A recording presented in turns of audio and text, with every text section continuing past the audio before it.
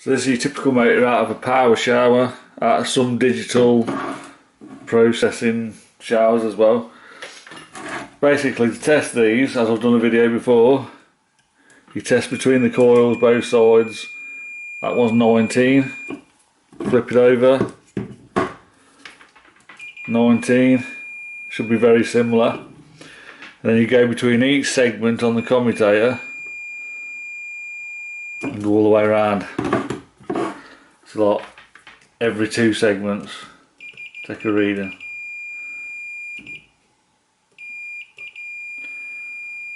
They all got to be similar.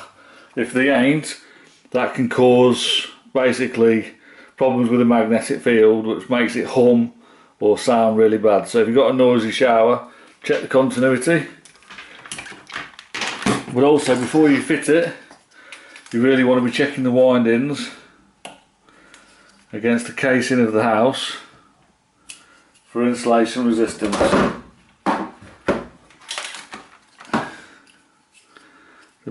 Basically, I've got to find somewhere to clip this onto. I might use a different lead. So as you saw with the last test, it was it looked like the coils were fine and everything, but yet this one was tripping out the electricity. No noise coming from it, but the shower was tripping the electricity. So if you look here, you test 0.3 of a megaohm. To pass this test, that really should be at least 20 megaohms of insulation resistance. This is 0.3. So flip it over, try the other winding. So that's about 20 megaohms, which is a pass.